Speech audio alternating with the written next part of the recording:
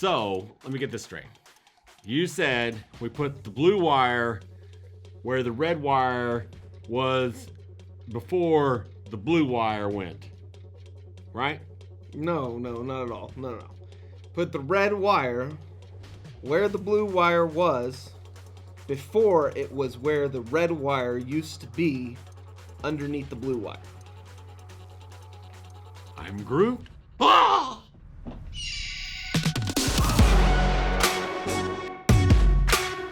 Hey there, Nomads of Lore. I'm Shawn. And I'm Jonathan. Today we are talking about The Mandalorian Season 2, Episode number 4. We are going to give a briefish summary, and then we're going to talk about a few cool things, Easter eggs, tie-ins, all that kind of stuff. We're going to part with a few predictions and things that we're excited about, possibilities for the future. So, to begin the summary, take it away. All right, so we start off with Baby Yoda and Mando in the Razor Crest, and Mando's trying to tell Baby Yoda, who's back in this little tiny hole, okay, take the red wire, put it where the blue wire where the red wire was, something. Dang calamari. Yeah. And Baby Yoda's having a hard time. Anyway, pretty comedic, fun little moment. Yeah. Then we go to Navarro, which is where they decide that they need to head because the Razor Crest is not going to make it all the way to Ahsoka, unfortunately. Yep. Which we knew that we were not going to see Ahsoka this time. It's okay. Yep. So we get to a scene where we get to see Cara Dune fighting some crazy-looking buck teeth guys. Yeah. Some weird aliens. Yeah, weird aliens. Yeah. Down in the covert, where the armor used to be, where the covert where Mando is from. Yep. And so we see that now she's called the Marshal. Cara Dune is. Yeah, Cara Dune is called the Marshal, and she's so tie back to episode 1 where we have the Marshal character. And then after she kicks their butt and everything, we have the scene where Mando is about to land. Yeah. And so we get this fun reunion moment where Mando and the child meet back up with Greef Karga, right? Yeah. Greef Karga. I don't know, something. I don't know why I can't remember his name for some reason. Yeah, Greef Karga. I think that's right. Yeah, I think so. Sure, why not? We'll go with that. If it's wrong, let us know. And Cara Dune, and they all meet up and they make some funny jokes about Mando not taking care of the child right and all that kind of stuff. And they look at his ship and say, oh, we see why you're here. You need some repairs. We'll get you fixed up. No problem. We got you taken care of.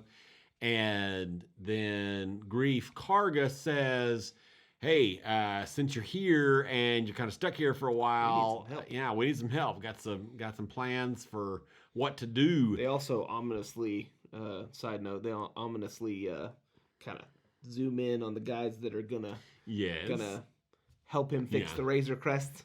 Help. Anyway, go ahead. Yep, they do all of that, which could be important later. Who knows? Or maybe it's just some new toys. But so and Mando's like, no, I can't do that. I've got to get going. And he's like, dude, your chip is really banged up. It's going to take a while. Come help us out. And so they drop Baby Yoda off at school. Woo-hoo! Yay! Yay, learning. Or something. And Mando's kind of nervous about it because he doesn't want to leave the child with things. And Greef Karga says it'll be fine. And so we get another comedic child moment where Yoda is hungry, because of course he is. That's clearly going to be a running gag through the entire season. And so he's hungry and he's sitting there whimpering because he's a little baby and 50-year-old baby. And he looks over and the kid is eating some bright blue macaroons or something like them, some cookies. And Baby Yoda's looking at him like, please help me. And the kid's like, no way, man. He just says no, but embellishing.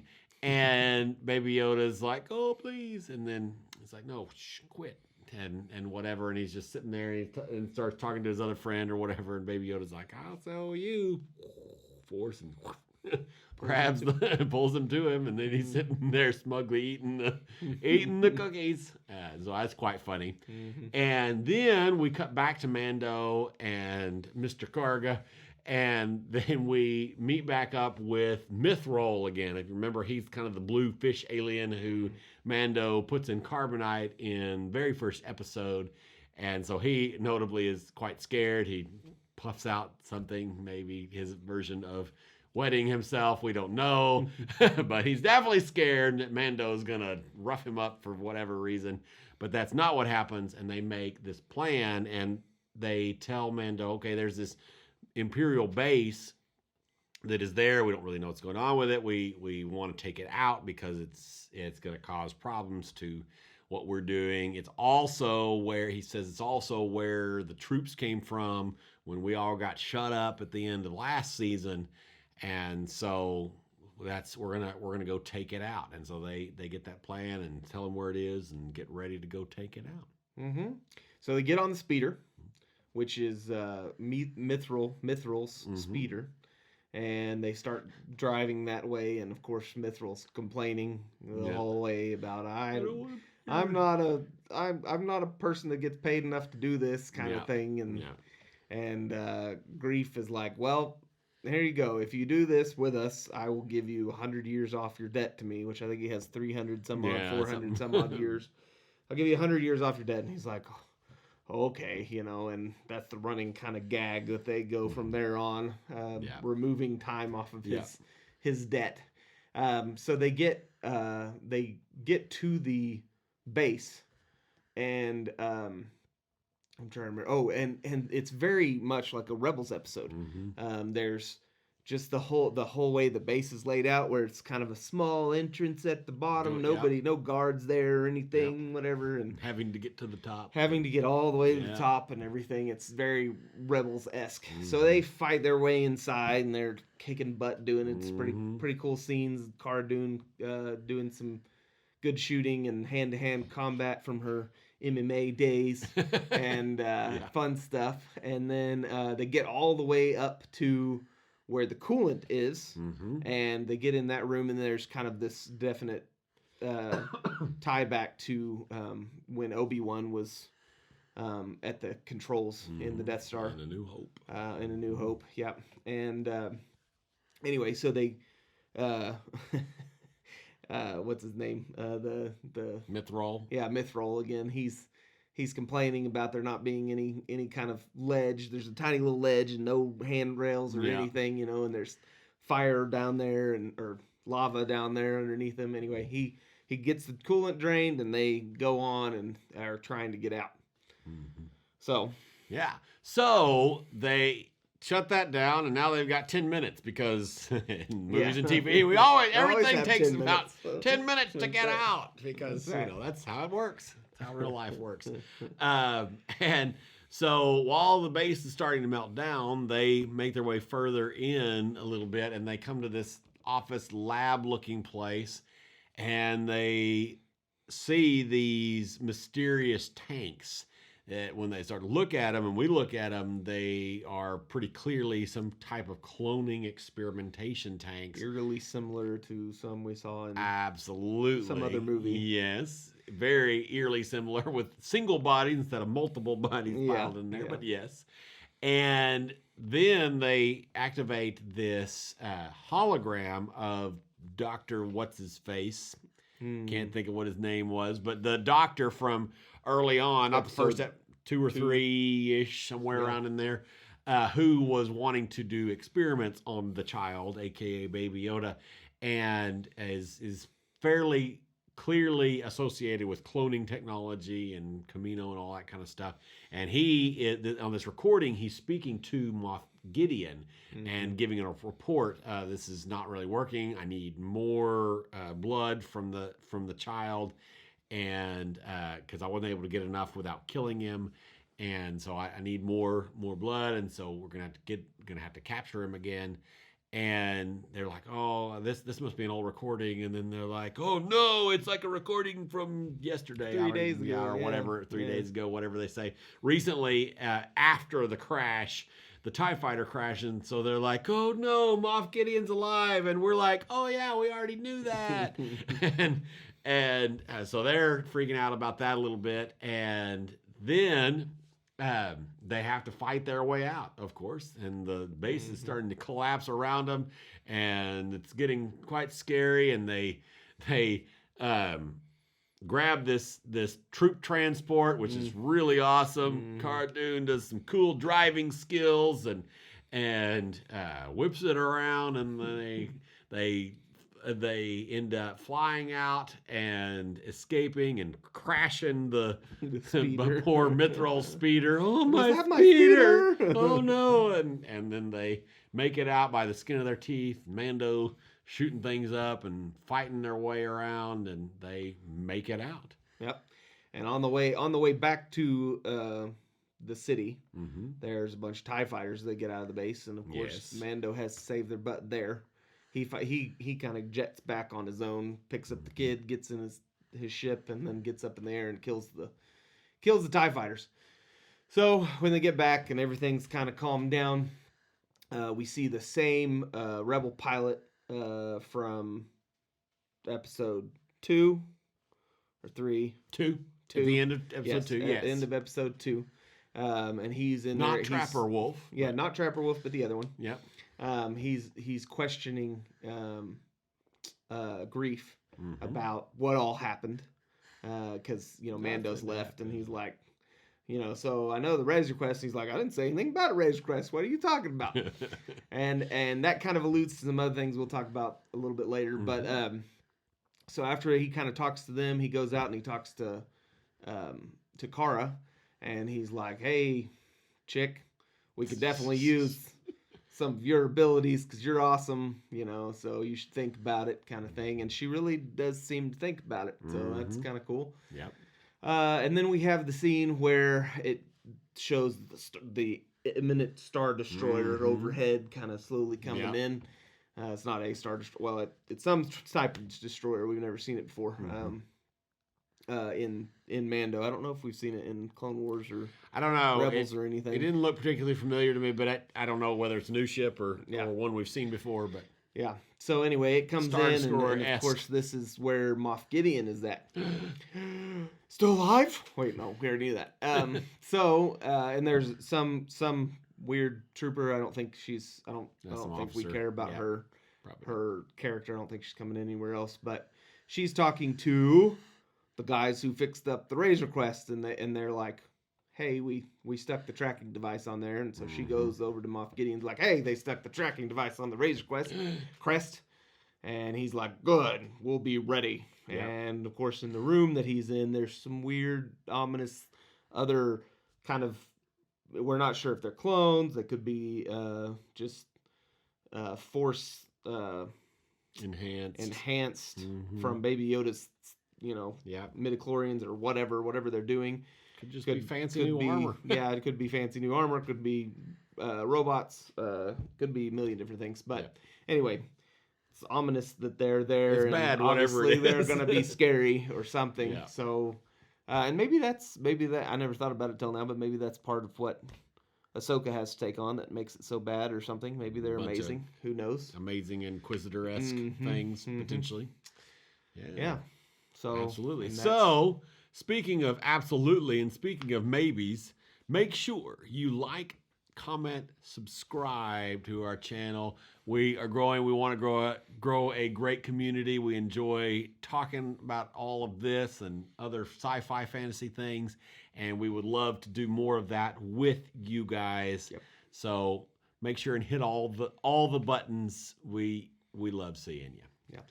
So we're gonna transition now, because that's pretty much the episode. It fades away and ending with all the amazing art in the credits that they always do.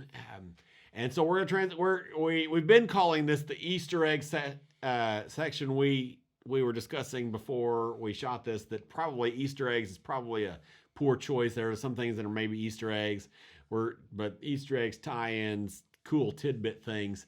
So there are a few things that we wanted to mention. It's not everything. This is not a list of all the Easter eggs you missed. You probably saw all these anyway. Just wanted to talk about some of the things we thought were cool. So the first tie-in cool thing, Jonathan kind of already mentioned, is that probably my favorite thing about this episode was their mission felt a ton like an episode of Rebels, like so much. It was really, really fun. It felt, the whole team of people, which was kind of cool too, because these people is kind of getting the band back together and working on this mission together is just really fun. And so that's our first one. Our second one is, which we kind of teased at the very beginning of this video, was their Baby Yoda. It seems like in this season they keep tying into different things. There's all the alien references, and now we have several references with Baby Yoda to Groot from whatever it's called. Guardians. For some reason, my brain kept thinking Assassin's Creed, which is not that at all. But Guardians of the Galaxy Volume 2, where you got Baby Groot, and it's the scene where he's, not supposed to push the button or he's going to blow him up. Is very much like the red wire, blue wire. Yeah. And then I think there's 2 or 3 others, but there's at least the scene where he upchucks the blue cookie is very much like the part where Groot throws up because he's eating too much stuff. And so that's kind of cool. The other one that Jonathan kind of mentioned as we were talking about the summary was the scene where they're shutting down the coolant tanks is very, very reminiscent of the scene in A New Hope where Obi-Wan is shutting down the tractor beam. I'm pretty sure I'd have to go back and compare side to side to be for sure. But I am almost positive that it's the exact same sound effect even. And so that was kind of a fun tie back, Easter eggy type thing. So, Yep. So then the other thing we wanted to talk about and mention was the obvious connection with the rebel soldier and Grief, and kind of their communication back and forth showed really how the Outer Rim feels about the New Republic and how the New Republic feels about the Outer Rim, which is there's not a lot of love there. They're not hateful, but there's a lot of disconnect, kind of politically, kind of mirroring a lot of things that are going on right now in our world. But anyway, so that's pretty cool to be able to see more of the politics side and how it's affected by this change of power from the Imperials to the New Republic. And then also we wanted to just throw in there's a part I think it's at the beginning when they're walking through the city with Mando kind of telling him about things, and there's an IG-11 statue in the background, kind of an homage to him. It's really cool. So now that we've told you some cool things that we thought were cool, some cool things that we thought were cool, absolutely, like the red and the blue and the everything. Now we're going to talk about our predictions. These are things that we have talked about a little bit off camera, a little bit on camera, probably whenever we did the live reaction a little bit, but definitely kind of fleshed them out a little bit more. So take it away. Okay, so the first prediction, that this one is a little bit hazier, and so this is going to be a prediction / what we would really think would be really cool, and that is towards the beginning of this episode when Mando goes down to the sewers or whatever where the covert was. Cara Dune goes down.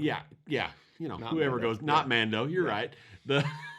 Whoever's going down there, Mando has been there before. When we see that scene, the armorer is notably missing, which is intriguing and probably very important because she made a big deal about not leaving, not going, and needing to stay and kind of protect that space or whatever.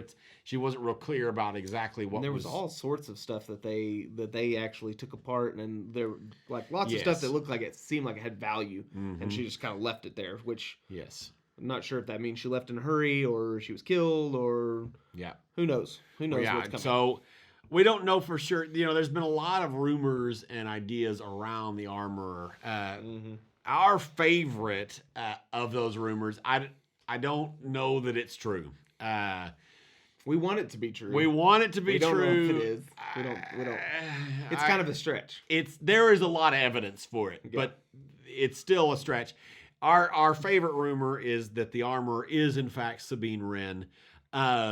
That's not, we didn't originate that idea, although I did actually think about it independently before I'd seen it. So I did see anybody else say anything about it, but I don't know. It seems like it would be an older, more mature Sabine Wren, and she would be letting, if the Children of the Watch are as going back to the old Death Watch as it seems to be implied by Bo-Katan and her group, then it would be odd for Sabine Wren to be significantly reattached to that group. The political and social aspects of it don't make sense. No,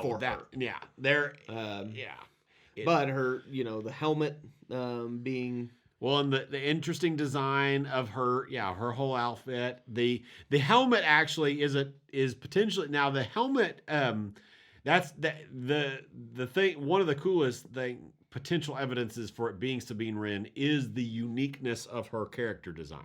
Yeah. And now it's not, there's no art, there's no spray paint, there's none of that. Now that could still, again, be a maturing of the character. Or wanting to be in hiding kind of thing. Oh, yeah, wanting to be in hiding, whatever else. Now, if Ahsoka's back, Sabine's probably back somewhere, or she's dead somewhere. So she's probably somewhere. And so if she's alive, which she probably is. Ezra's somewhere. Hopefully. Yes, probably, hopefully, probably maybe. Not in this show, but he's somewhere. Yeah, we'll see. I don't know. I don't know. I don't know what they're going to do with that. But it's more it seems more probable. The one of the prominent features of the armorer is her horns, right? Mm-hmm. They're very small-ish. And so who else has horns though? Yeah, that's right. Well, who has it? And has such a strong tie to the Death Watch. Well, and yes, he's talking about Darth Maul, in case you didn't pick up on that. So Darth Maul actually runs Mandalore through the new Death Watch, and he kind of makes his own watch, right, or something like that. Well, he ends up making these new Mandalorians with horns, significant horns, which are, I don't think it's called that in the show, but fans call those the Mandalorians. Yeah. And they have his red and black markings. And so the tie to the family, Sabine's family, the Finn Rao is the name's coming to me, but that's different. What is Death Watch, the family? The guy that had the original Vizsla. The Vizsla family. Yeah, the Vizsla family definitely has strong ties to. There is a character who has for sure in the credits of Mandalorian is the big burly dude that Mando fights with. He for sure. So his name is Paz Vizsla, mm-hmm. And so there's for sure ties to that family, and so it's more likely that the armorer has ties to. It potentially, she could have been a Mandalorian or has some ties there. I don't think it's going to happen. We've discussed this already, but we could have Maul is actually still alive again. As much as I love Darth Maul in Clone Wars and Rebels, that would be a stupid development if they do that. That would be dumb. It would be repeating the Emperor coming back. Yeah, but worse again, because it would be back to life again. Yeah. second reincarnation. Yeah, exactly. Yeah. And so but her connect. So there could be bigger, and so she could be off, and she could turn out to be a bad guy. I don't know that we've mentioned that on camera. We've discussed it so she Sabine. could. So, Sabine or just the armorer herself. I would have a hard time believing Sabine, but I could definitely see the armorer being a bad guy. Sabine could come back as. I definitely think there's going to be something with Mando versus his state of mind that he was brought up by these Mandalorians. Yes. They took care of him, took him in when his family died, and he's really embraced mm-hmm. their culture, their thoughts, their beliefs, everything. Mm-hmm. And then he gets Bo-Katan. Yeah, that's what we're going with. Bo-Katan, whatever.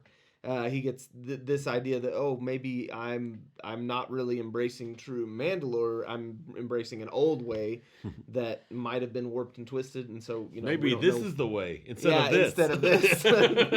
Maybe this is the way. So I definitely think there's going to be some. I think he's going to have to face that at some point, and I think he probably will face that through that armor or some of those Mandalorians from his old precinct. Absolutely, that's what I want to say. So the big prediction. That's right.